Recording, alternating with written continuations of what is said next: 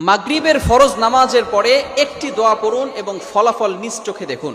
কোনো ব্যক্তি যদি মাগরিবের ফরজ নামাজের পরে এই ছোট্ট দোয়াটা পড়তে পারে, আল্লাহ পাক রব্বুল আলামিন ওই বান্দাকে বিপদ আপদ থেকে হেফাজত করবেন। শুধু তাই নয়, আল্লাহ পাক রব্বুল আলামিন তার উপরে 10টি নেকি আল্লাহ পাক রব্বুল আলামিন তার আমলনামায় দিয়ে দিবেন। আল্লাহ পাক রব্বুল আলামিন তার 10টি গুনাহ মাফ করে দিবেন।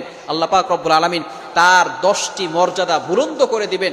আল্লাহ পাক রব্বুল আলামিন তাকে প্রটেক্ট ফ্রম অল অ্যাক্সিডেন্ট, সকল বিপদ আপদ থেকে, বালা মুসিবত থেকে হেফাজত করবেন। বড় বড় রোগ থেকে আল্লাহ পাক রব্বুল আলামিন ওই দিন তাকে হেফাজত করবেন।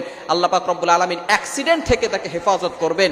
আপনাকে যদি ঘরের ভিতরে আগুন লেগে যায়, আগুন লাগা থেকে আল্লাহ পাক রব্বুল আলামিন আপনাকে হেফাজত করবেন, যদি খালি আপনি একটি আমল করতে পারেন। শুধু তাই নয়, আল্লাহ রাসূল সাল্লাল্লাহু আলাইহি ওয়াসাল্লাম বলে দিয়েছেন, সারা রাত ধরে ওই বান্দার জন্য ফেরেশতারা আল্লাহ তাআলার কাছে দোয়া করতে থাকবে। শুধু তাই নয়, 4 জন গোলাম আজাদ